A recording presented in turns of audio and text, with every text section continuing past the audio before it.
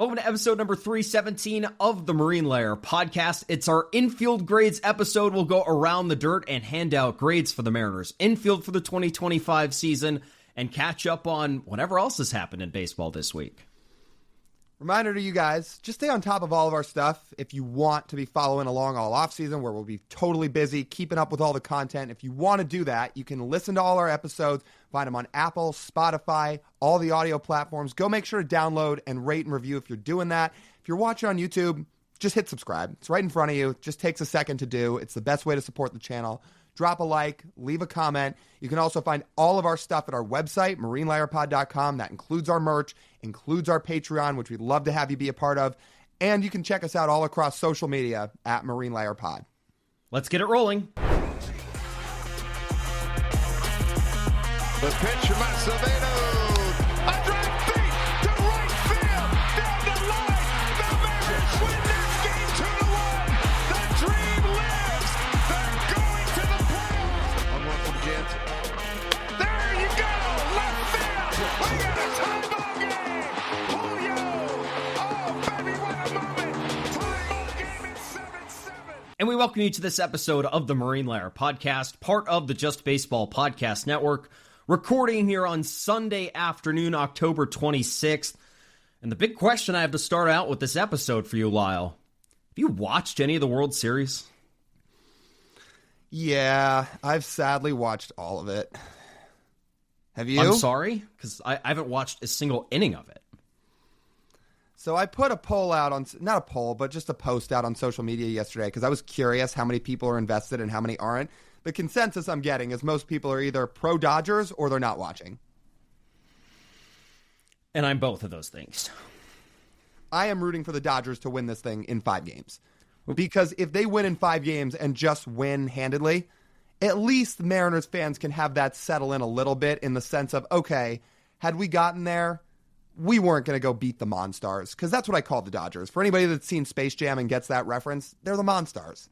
They are just filled with absolute elite Hall of Fame level players that the Mariners may not have hung with. I mean, did you watch Yoshinobu Yamamoto in Game 2? Well, you didn't. A lot of our listeners probably didn't, but I did. Oh my God. That guy is untouchable. He's got 6 pitches. I don't know how anybody hits his curveball. His splitter's gross. Yeah, I don't know if the Mariners were going to hang with that. Now, it's not some guarantee that the Dodgers go out there and roll the rest of the series because they threw their other, well, I guess one of their 4 aces in Game 1 in Blake Snell, who had been amazing down the stretch. He had been amazing in the playoffs. And the Blue Jays lit him the fuck up. Dude, this Blue Jays offense makes so little sense. I don't get it. They don't strike out. They are always putting the ball in play. They're ridiculous at home. Did I see that Varsho home run off of Blake Snell was the first left-on-left homer Snell's allowed all year? At least on a lefty changeup, I believe. I think the changeup was a specific part. But the Blue Jays were doing a whole lot of firsts to Blake Snell in that game. So, that's to show that with that Blue Jays offense, nothing is impossible, even against the best of the best that they have to offer. Right now, the battle is, as the series has laid out, it is Blue Jays lineup 1, Dodgers rotation 1. Yeah. Whichever one's going to get the edge the rest of the series is going to determine the series. But if that Blue Jays lineup can get 60% of that offensive production and working these Dodgers starters for the final 5 games of the series, it's going to be really close. Really close. Now, this comes the part of the series where we were licking our chops in the ALCS thinking the Mariners had the big pitching advantage because now the Blue Jays are at the part of the rotation where they're going to throw Max Scherzer and Shane Bieber. It's going to be in that order. Scherzer Game 3, Bieber Game 4. The difference is, even though George Kirby and Luis Castillo are really good pitchers, obviously they didn't have their peak best seasons, either of them, but they're still really good pitchers. The difference is, how are the Dodgers going to counter to Max Scherzer and Shane Bieber? Well, that'd be with Shohei Ohtani and Tyler Glasnow. Well, I think it's Glasnow Game 3, Shohei Game 4, but point being, yeah, it's a little bit of a different monster. I think the Blue Jays could beat Glasnow. Glasnow's really good. He is, but he throws 2 pitches. Yeah, it's true. That's a different animal than Yamamoto, or a different, I guess, in a more negative version. Because What this Blue Jays lineup does really well, like you said, they don't really chase that much, which was pissing me off so much in that Mariners series. Mariners batters were chased so much. Blue Jays wouldn't chase at all. They'd still make just as much hard contact. They wouldn't swing and miss when the ball's in the strike zone. Glass now eats when he's thrown his curveball out of the strike zone. Blue Jays identify that pitch, which they've had a really good job identifying pitches much of this postseason, and haven't swung at many things outside the strike zone. If they can identify that breaking ball, then it might be long for Tyler Glasnow. And then you get into the worst part of the Dodgers team, which is the bullpen. And then you're putting Shohei Ohtani out there potentially down 2-1 in a must-win game at home. So I guess we'll see. I won't be seeing because I'm probably not going to watch. Like I can't stomach watching this game. Like Monday broke me so much as a Mariner fan, knowing how close we all were to watching a World Series. It just doesn't feel right. Blue Jays fans, go have fun. Dodgers fans, you've already won a shit ton. I don't even know if you're having fun right now. So, best of luck to you guys. Yeah. When Addison Barger hit that grand slam, I was ready to start throwing stuff off a balcony. And I say that coming from two people who actually really like Addison Barger. And we've gotten to talk to him the last 2 years. Really good dude. I guess watches a lot of our bullpen banner stuff. Obviously, he's a Seattle guy, at least until he was about 6 or 7 when he moved, and still stayed a Mariners fan his whole life. All that being said, I was ready to throw stuff when I saw Addison Barger hit that grand slam. I was like, you got to be kidding. By the way, I guess all it takes for Addison Barger is just sleep on people's couches, and he'll hit grand slams. What's the story with that? He's sleeping on Davis Schneider's couch? Yeah, so I guess Barger... The story is either his rent in Toronto, wherever he was staying, must have expired after 6 months or something, or he never found his own place in Toronto. I think it's the latter. I think maybe he never found a permanent place to stay in Toronto all year, so now he's staying on Davis Schneider's couch until the postseason ends. Although next year, I would have to imagine Addison Barger's going to have his own place because he will absolutely be on that team next year. Like going into this year, Barger was a swing player when he got up as a rookie. Like in 2024, he had his struggles. He was up and down a lot. But this year, man, was he good. Okay, well, good luck to him finding that. Yeah. And being a big leaguer, he could probably afford it. Yeah, I don't know if I have anything else about the World Series. There hasn't really been that much in Mariners land this week. The biggest news of the week, I think, happened today here on Sunday, which we'll talk about on our social media post. And by the time this episode comes out, it'll be concluded, or it'll already be out and people already talk about it, was that John Stanton took out a full-page ad in the Seattle Times. That's the point of the offseason we're at. I'm going to be forced to ask the question, aren't I? Of? Somebody write that for him. He probably has a publicist or something, or the team has, team PR. Of course. Yeah, it's probably right. It's like anytime Dan Wilson puts out a statement or Jerry puts out a statement. You think Jerry sits at his computer and he types out those statements? Man, I don't know. No. To answer your question, no. Okay, so then if Jerry's they work together on it. But this is a multi-billion-dollar organization. Of course he doesn't write that. All I have to say about the post, because the whole post was basically about how it was such a fun year. Obviously, the Game 7 loss was devastating, and that he felt it, and that it's a new area of baseball in Seattle, and they're going to work tirelessly to get back. You know what, man? It's great to say, but those words are all empty. You got to go show it. Show action. Show up with your wallet. Otherwise, those words are going to be very empty all offseason, and that post may be getting bookmarked for months. So go prove it. This is what I'll say on our post later again, so you might be hearing this for a second time. It's a nice gesture. Ultimately, though, none of what is said right now matters at all. Whether it be positive or negative. It doesn't matter if John Stanton promises to spend money right now. It doesn't matter if he doesn't say anything about spending money right now.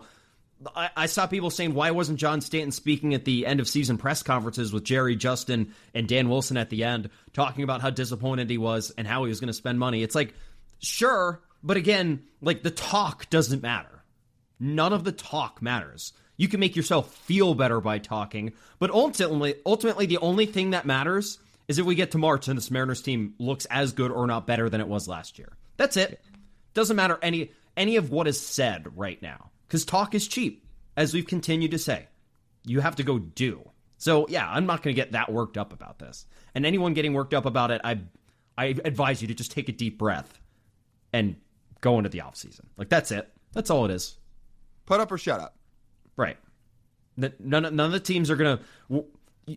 Like, think about it this way. If John Stanton said right now, our payroll is going to be $170 million right here at the end of the season. He says that for next season. And their payroll isn't $170 million. Is that going to make you feel better? Well, it made you feel better in October, but it's not going to make you feel better in March when they don't get to that number. Right. Or what about, like, the only thing that makes you feel positive is if he comes out and he says the exact opposite. Is like, yeah, I don't see our payroll increasing that much. And then all of a sudden they show up to opening day with $190 million on the books. Yeah. Which we know is probably not happening. Right? So, like, we're just making up fairy tale scenarios here of payroll. I mean, it probably should be around that range. But whatever. We don't have to get into the numbers. What they need to do is make the team better. Yes. That's what they need to do. This is where I stand on it. I'm not one of those people where I say it needs to be at this number and it has to be at point X. You need to let the people that you've hired to be in your front office do their jobs. You don't have to give out $700 million for Juan Soto. I understand a lot of franchises can't do that. But you need to let the front office do their jobs without having two hands tied behind their back. We hear $15 million again this offseason. People are going to be furious to a level that we've never seen. Now, to be fair, I don't think that's going to happen again. I'm just putting it out there saying that's how you don't let a front office do their job with budgets like that. So let's not do that again. I agree. It is going to be more than that. Almost assured it's going to be higher than that. Yeah. Almost certainly. And that's why I don't really have much fear in saying that, because I don't think they're going to do that again. No. I'm also still baffled by the fact they let that be public last year, that was their budget. I don't know what benefit that gave them or what graces they think that saved them, but whatever. That was a year ago. Let's focus on this offseason. Speaking of the offseason, we have some grades to hand out, and this is going to be the start of our season grades for the Mariners, and we're going to split this up into 3 or 4. 4? Probably 4. Probably 4. So we're going to do infielders, outfielders. DH is going to get looped in with the outfielders. We'll do the starting pitchers, and then we'll do the bullpen arms. So over the course of the next 2 weeks, we will have 4 different sets of grades we're handing out, and today we're going to start with the infielders. And the captain on the infield is going to lead this off, as he should. The catcher position, Lyle, is going to get what grade for this season? Let me say this. If Cal Raleigh doesn't get an A-plus grade for his season, then nobody in baseball does. If one single person out there would give Cal Raleigh any grade other than an A-plus, go learn ball. And some context for how we're going to grade this. We're going to grade this by the position as a whole. We're not going to grade the individual players. Now, when we get to the rotation and bullpen, that's going to be a little bit different. But for the positions on the diamond that the position players play, we're going to grade by position. So Cal Raleigh, as you know, part of the catchers. But he did pretty much all the catching this year, and he was the best in the league at it. He was about twice as valuable as every other catcher in Major League Baseball by Fangraphs WAR. Just an insane season. He's potentially the MVP. He had the best power season in Mariners history. He had arguably the best overall offensive season in Mariners history. Switch hits. He hit 60 bombs. A+++. If we could give more pluses, we would give more pluses to Cal Raleigh right now, because whatever you expected him to do going into this season, I mean, he elevated it probably threefold to put the Mariners where they put this year. Think of what the Mariners season would be like if Cal Raleigh didn't do what he did this year. Think about the first 3 months of this past season. First 3 months of the season, the Mariners were a solid team, but they were flawed. And they had one consistent top-level player playing at his peak, and that was Cal Raleigh. He got them to the moment where they could go out and they could add at the deadline and put themselves in position to win the division. Very, very important. And might I add, for all the baseball writers out there, as valuable as it gets. Mm-hmm. I'm going to be real. I don't know how much time we have to spend on Cal Raleigh here, because how much new info do we have to lay out? We've done it all year. We've talked about Cal almost at nauseum, and in a good way at nauseum all year, because of the ridiculous, unprecedented season he's had. I don't know how much new information we can sit here and say. He gets an A+. There's absolutely no question about it. He broke 1 million records this year. Salvi, Johnny Bench, Mickey Mantle, Ken Griffey Jr., all of it. Yeah. I don't know how much else there is to say. He was arguably the best player in baseball this year. And he's such a workhorse. Such a workhorse. Caught the 4th most games in baseball. He added about 35 more at DH. Played almost every single game this season for the Mariners. For a catcher, that is almost unheard of this year.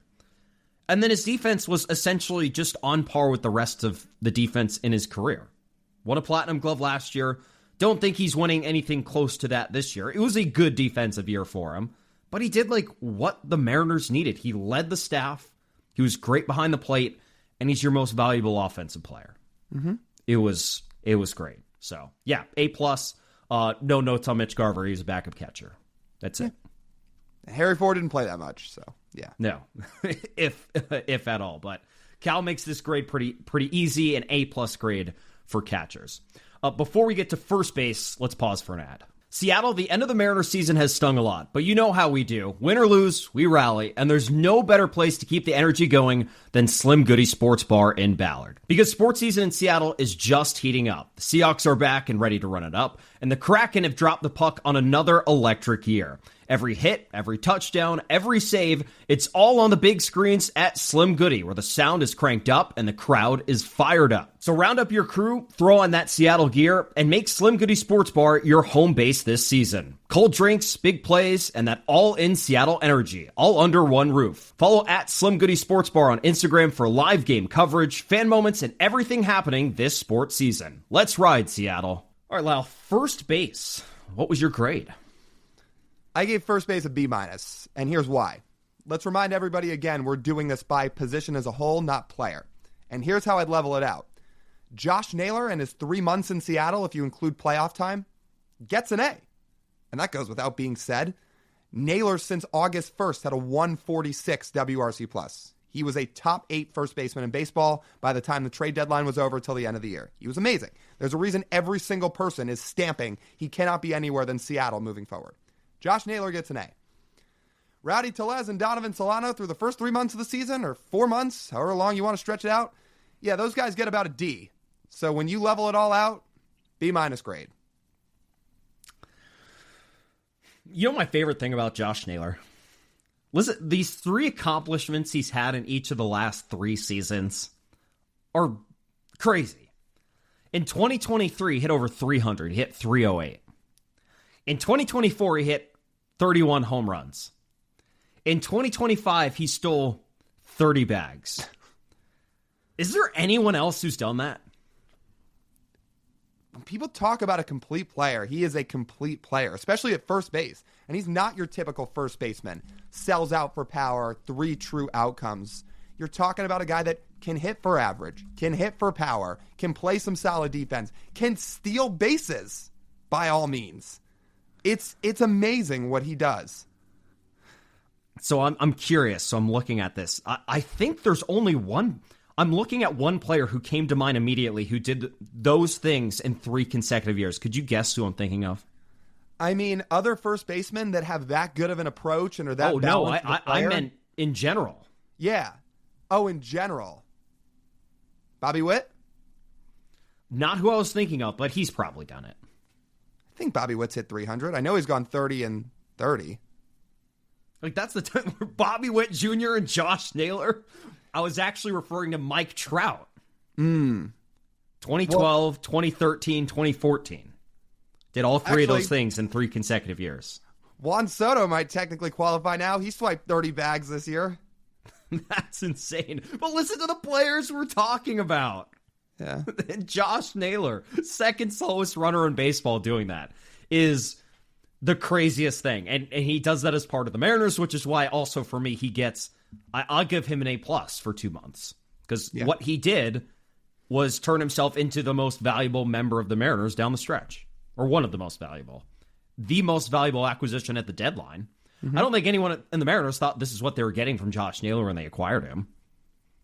The amount of work he did to save the first base position this season is quite frankly insane. Yeah. Also, I just don't think we've ever seen, as you said, we've ever seen a player as universally accepted as Josh Naylor this quickly. I mean, to show up, to have such a pulse on the city, like have his own Kraken jersey that he's wearing, that he had within weeks of getting acquired, just to show, like, ingraining himself into the city. And then the KD Sonics jersey in the ALCS Game 3. Right. Like, he's so aware of what is good for the people that I just don't think we've gotten enough from players that have come from outside the org. And how about this?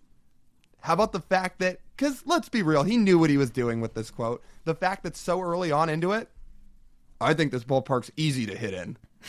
Just dead fat, just steadfast, dead stare. Yep, easy. You know how many people that he won over with that? Basically, like, putting the whole batter's eye narrative to rest. It's like, look at me, look what I can do. Who cares? Out of all the players in the last 5 years who the Mariners have acquired from outside the org just to contribute to the big league roster, can you think of anyone who did anything remotely close to what Josh Naylor has done? Acquired either by trade or signing. Just to, like, I'm not even talking about producing. I'm just talking about being one with the fans. Here's some names. I'm going to throw some names at you. You tell me whether or not they did it. Jesse Winker. No. Teoscar Hernandez. Nope. Randy. Yeah, I mean, he's up there.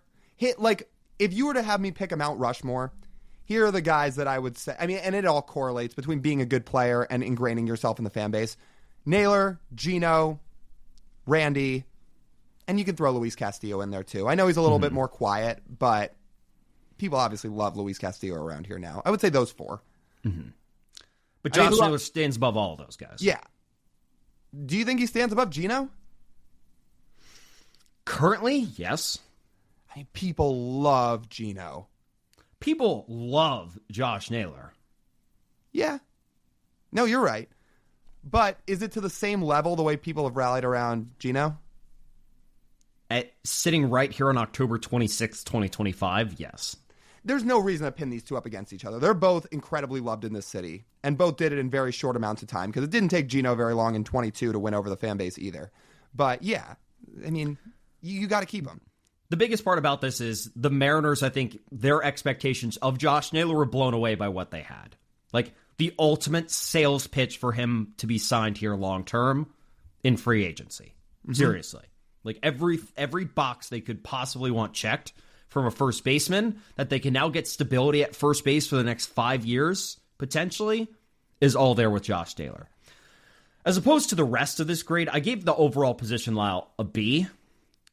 Now, Donovan Solano and Rowdy Tellez were not good. I'm not here to advocate for that. I don't think they were as bad as I expected, looking back on it. We're good. They both got DFA'd before the end of the year. It took Rowdy Tellez until, like, before the All-Star break. I think a D is a fair grade for them. Like, they were below average offensively as a tandem, but there were a lot of bad first basemen in baseball this year. I mean, that's a common theme looking along all these positions for the Mariners.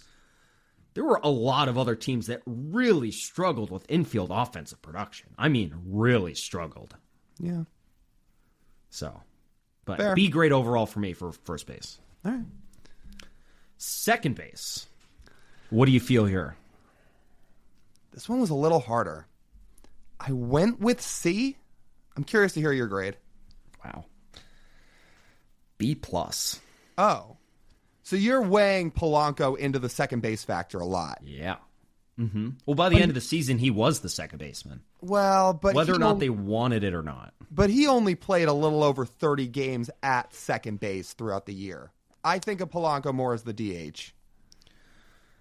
Did you know there are only 9 teams in baseball this year with better offensive production at second? Is that right? Yeah. It's just you combine all the second base production together and it spit out about a win and a half for everybody, which is not... Didn't look very good. You're right. Did not look good at all. But everyone else's second baseman really stunk. Huh. I guess I just combine all the WAR totals from all of them. Polanco, Cole Young, Mastroboni, Leo Rivas, Ryan Bliss, and it only spit out about a win and a half, which is it's about average. That's why I said C. And some of this is tougher because obviously Cole Young's a rookie, and it's tough in terms of how you want to judge Cole Young. Do you grade him on a rookie curve? Do you grade him the same way that you would grade somebody like Polanco or somebody like J.P. Crawford?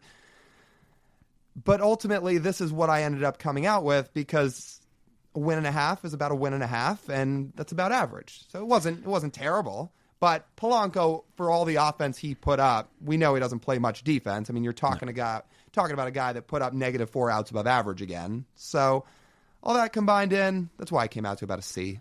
I'm not going to argue your grade too much. Maybe I gave a little bit too much credit to Polanco in this grade, but I'd say generally from July on, the Mariners got good offensive production at second base because it was either the good version of Cole Young or it was Jorge Polanco.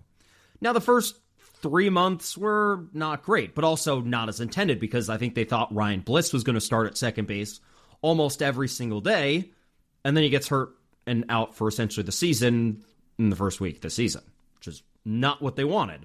And that throws them into a tailspin where they have to then start playing Miles Mastrobuoni and Dylan Moore at second base, and Dylan Moore was among the worst players in baseball this year, and Mastro doesn't have a ceiling or really a floor offensively, which leaves you lacking in production at second base. But overall, the production was not as bad as some of their counterparts. So that's why I feel like a B plus range is not the end of the world for the Mariners, personally. It's fair.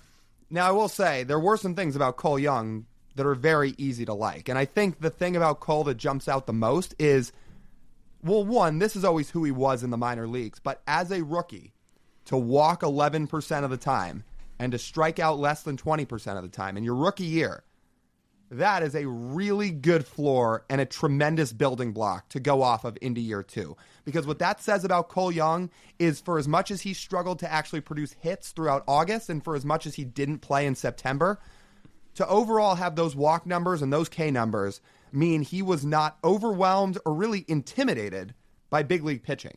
He could handle it. And I think going into year two, that shows you that his approach plays. Now, there are things he's going to have to clean up. Making more hard contact would be great. Cleaning up the defense a little bit would be great because his outs above average and his range wasn't fantastic either. But there are things for him to absolutely build off.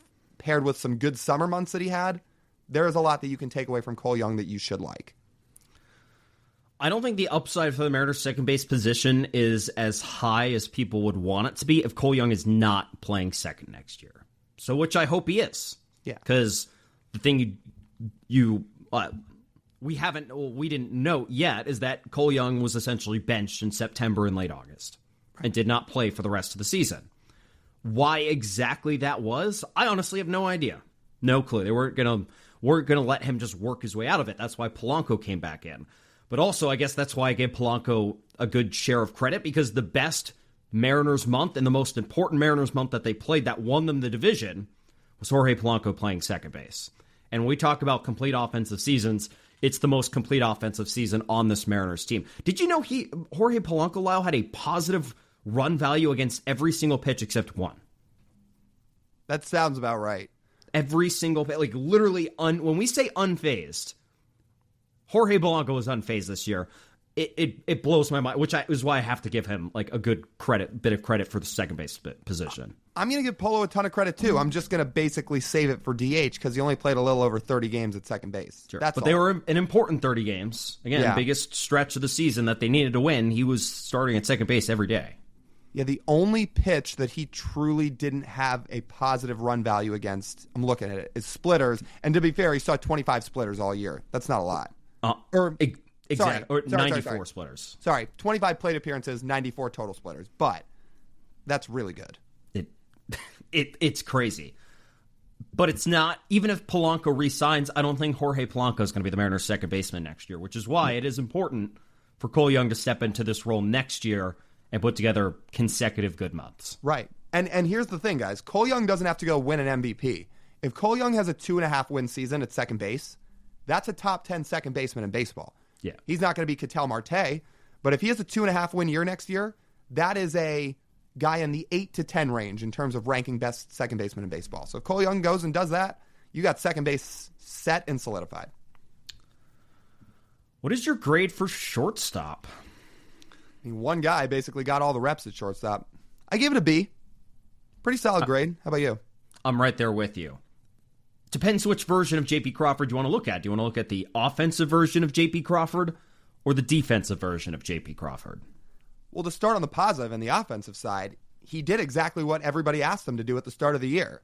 2023, career year. 2024, not a great year. Had a bunch of injuries derail him and missed a lot of the year.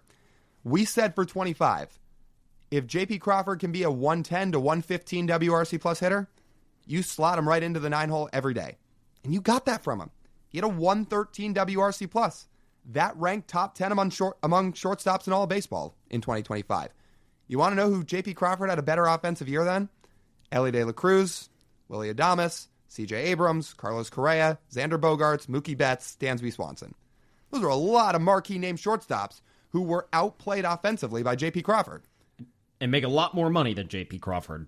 Exactly. So on the offensive side of the ball, J.P. posted, he was playing almost every day, and he had a productive offensive season. And like Jorge Polanco, stepped up in the biggest month of the season. Mariners were on the edge of losing their playoff spot in September. Entire teams have steps up. They win 17 of 18, and J.P. Crawford has a 138 WRC plus in September. Mm-hmm. And he didn't really have one weakness in his offensive game, which is great. Hit for average, had the third highest on-base percentage on the team, slugged enough. Again, filled up a very important spot in the lineup when you did not have Victor Robles anymore when he was hurt.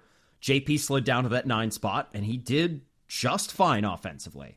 Mm-hmm. And he was almost worth 3 wins. Now, the downside of this is J.P. Crawford's defense. And I think his defense this year showed you that J.P. Crawford does provide value to your team. It can certainly get worse at shortstop. Absolutely can. Because the offense was better. It's a top 10 offensive season for a shortstop. Or top 10 offensive production that Mariners shortstops got this year among all the 30 teams in baseball.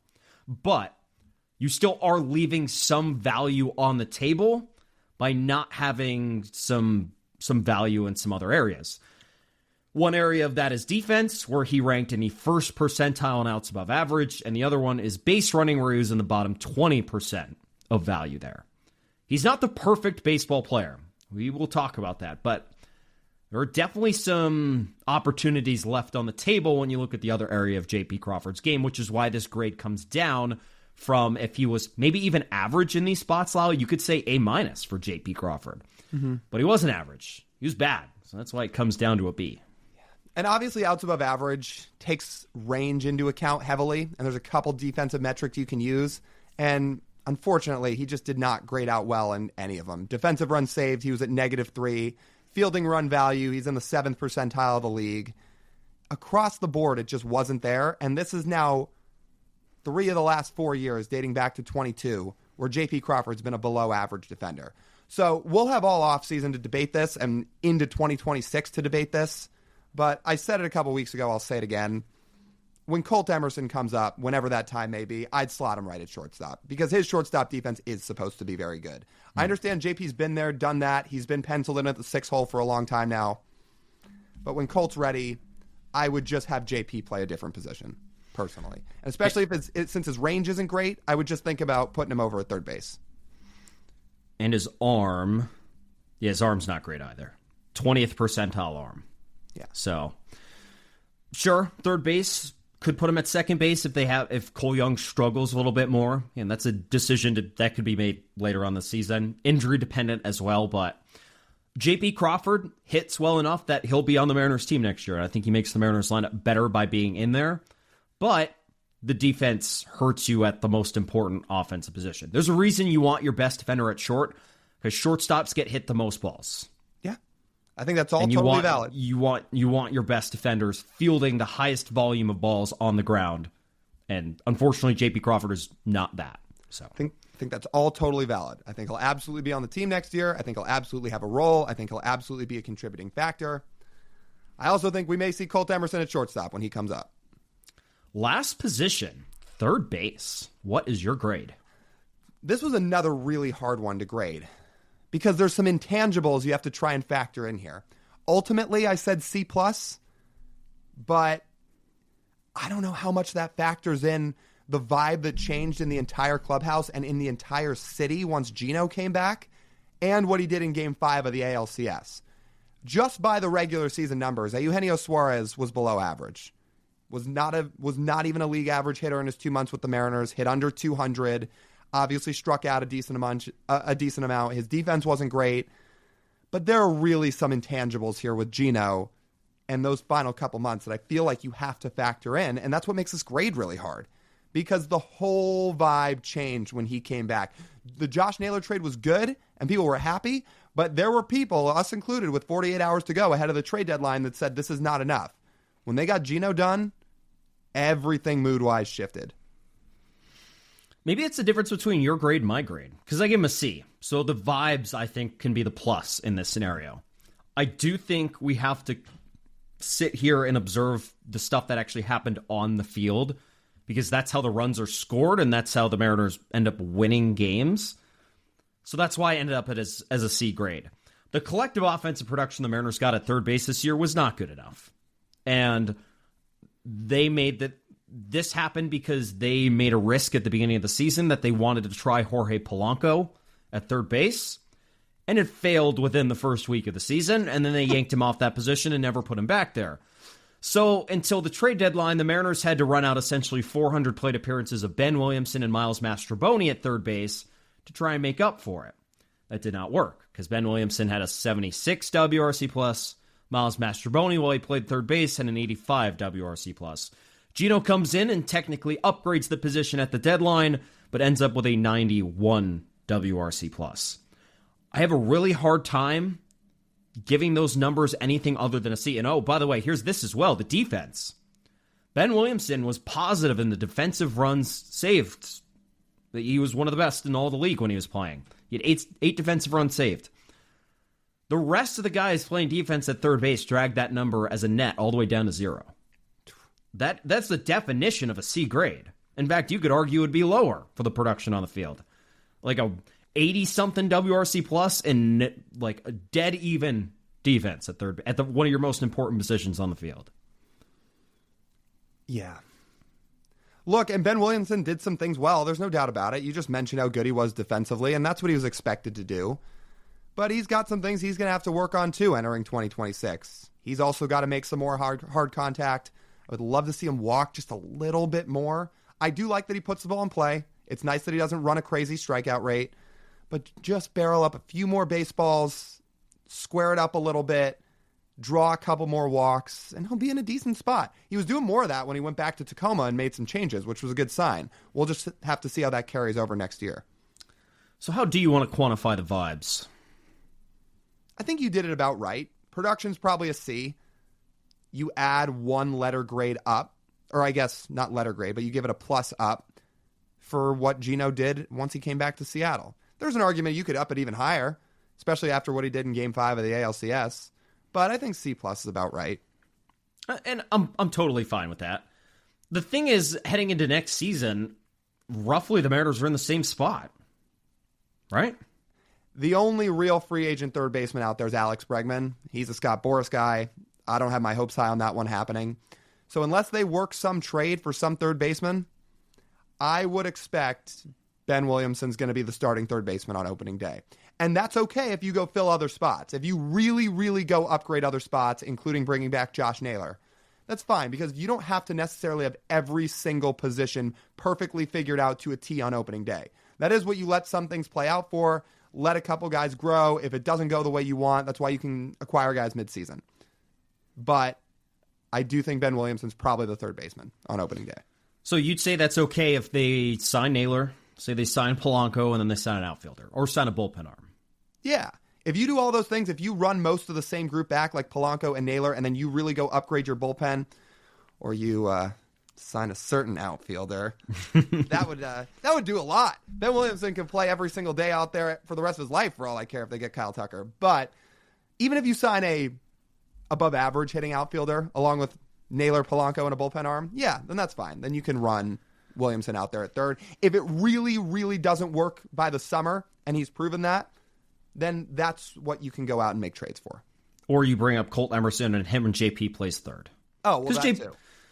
JP, I don't know how his defense is going to be at third, but his offense would be totally fine at third, based on what the Mariners got at third base this year. Yeah. So. Yeah, no doubt. But yeah, the third baseman free agent list is not good. Like, if you were going to go sign a free agent, you could. But again, if you want Colt Emerson to be a part of the team next year and you watched what the Blue Jays did to you, and you say, man, I could really use some young sort of hitter profile guys, like complete hitter profile guys to be in this lineup, and even batting in the 7, 8, 9 hole, that would be extremely valuable. So Alex Bregman's number 1. Do you want to guess who the number 2 third base free agent is? Is it Gino? No, actually, it's not. I think it's Yoan Moncada. Oh, God. Yeah. Gino, I think, is right behind him, and then it's like Miguel Andujar, who had a good second half. Yeah. But no, I don't think anyone wants to block Colt Emerson for those guys. So it's like, it's Bregman or nothing. Yeah. And the Colt Emerson factor, to your point, is another reason why I think Ben Williamson's going to start the year as the third baseman. Because they're going to give him some route to the big leagues next year. Where when he's up and ready, you're not bringing him up to do what you did with Harry Ford and put him on the bench. No, if he comes up, he's playing. And he's playing almost every day. And again, you don't sell out for prospects, but like, this at least gives you an option to do either or. So either Ben works out and you have a really good bench player after Colt comes up, Colt's really good, or Colt potentially is overmatched and you go trade for someone at the deadline. Right. And again, you don't sell out for every prospect, but there are some you leave an avenue for. For example, for people that are tuned in with prospects, the Tigers aren't going to go out and sign somebody that blocks Kevin McGonigal from getting to the big leagues next year. That is a guy that you know, if you're the Tigers, you're going to pencil in and play a lot. You don't do it for every prospect, but Colt Emerson's in that same bucket where he is more than enough of a blue chip prospect to leave an avenue for him. Honestly, I'll just use the Julio example. The Mariners knew Julio was going to factor in a heavy way in 22, so they didn't go out and get somebody that blocked him. I think Colt Emerson's he's not quite a Julio prospect, but he's in a similar bucket where you're going to let him have his leeway to play. And that's why I think with all that combined and a tough third base market on the free agent side of things, that you're going to see Ben Williamson start at third. And there's, 2 different ways this can go. You can either have the Julio route where it works great in year 1 and you don't need to upgrade anything else, or it's the Jared Kelenic route and it does not work out at all. Right. But if the Mariners give themselves enough runway, they can give themselves every option to do whatever they need. Yeah. All right, good grades. Like it. First set. Next, I believe next episode will be outfield and DH. Yeah. Yeah, it's good stuff. And we'll get back to doing some interviews this offseason as well. When we get through the grades, things shake out a little bit. There's some storylines to hammer after. So we'll get on that. Trust us. Yeah, we're going to get back to having guests. It's just the last few weeks have been so crazy that, again, there almost wasn't time to have a guest on because all that's being talked about is just playoff, game by game. And there wasn't a whole lot of space for it. But yeah, once we get through these grades and then once we get into the offseason and there's more storylines, we'll get back to having plenty of guests, which will be good. Yeah. But we need to get Divish back on. We do need Divish back on. Him and Jude feel like good guests once we really get into the thick of things in the hot stove. So those will be fun. Anyway, I think these grades, one, it's a good reflection. It's a good way to look back on the year. And it's also a way to talk about some different storylines before the offseason truly hits when the World Series ends. So it's good stuff. Good stuff. All right. I think that just about wraps up this edition of the Marine Layer Podcast. You guys know the drill. If you want to listen to the full form podcast, you can do so wherever you get your audio pods. Make sure if you're listening, you go download and you go rate and review. Leave it 5 stars on Apple, Spotify, wherever you listen to your pods. If you're on YouTube, go hit subscribe. Again, it really does help the channel if you do. Go leave a like, drop a comment. You can check out all of our stuff on our website. That's marinelayerpod.com.